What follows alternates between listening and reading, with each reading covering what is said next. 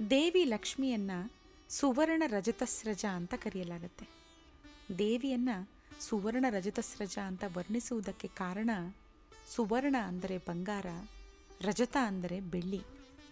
ಅಂದರೆ ಬಂಗಾರ ಬೆಳ್ಳಿಯಿಂದ ಮಾಡಿದಂತಹ ಕಮಲ ಪುಷ್ಪಗಳ ಮಾಲೆಯನ್ನು ಧರಿಸಿರುವವಳು ಅಂತ ಸಾಮಾನ್ಯ ಅರ್ಥ. ಆದರೆ ಅದರ ಒಳ ಅರ್ಥ, ನಿಸರ್ಗದಲ್ಲಿ ಕೆಂದಾವರೆಯಲ್ಲಿ ನಸುಗೆಂಪಿನಿಂದ ಕೂಡಿದಂತಹ ಹಳದಿ ಬಿಳುಪು ಬಣ್ಣ ನಾವು ಕಾಣ್ತೇವೆ.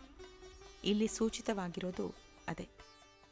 ಮಾತೃದೇವತೆಯ ಕೊರಳಲ್ಲಿ ಇಳಿಬಿದ್ದಂತಹ ಮಾಲೆ ಪ್ರಕೃತಿಯ ಪ್ರಸಾದಗಳು. ಆಕರ್ಷಕವಾದಂತಹ ಲೌಕಿಕ ಭೋಗಗಳು ಸುವರ್ಣ, ಬೆಳಗುವ ಲೌಕಿಕ ಸಾಮಗ್ರಿಗಳು ರಜತ. ಅಂದರೆ ದೇವಿ ಮೂಲ ಪ್ರಕೃತಿ ಅಥವಾ ಆದ್ಯಾಶಕ್ತಿ. ಇಡೀ ಜಗತ್ತು ಅವಳ ಲೀಲೆ ಅಥವಾ ಅಲಂಕರಣ ಎಂಬ ಅರ್ಥವನ್ನು ತೋರಿಸುತ್ತೆ. ಸುವರ್ಣ ಎಂದರೆ ಬಂಗಾರ, ಪವಿತ್ರವಾದುದು ಎಂಬ ಅರ್ಥ ಕೂಡ ಇದೆ. ಅಂದರೆ ಜಗತ್ತಿನ ವಿಕಾರಗಳಿಂದ ದೂರವಾದ ಮೂಲ ಪ್ರಕೃತಿ, ಜಗತ್ತಿಗೆ ಉಪಾದಾನ ಕಾರಣವೂ ಆಗಿ ಪರಿಣಾಮವನ್ನು ಹೊಂದುತ್ತಾಳೆ.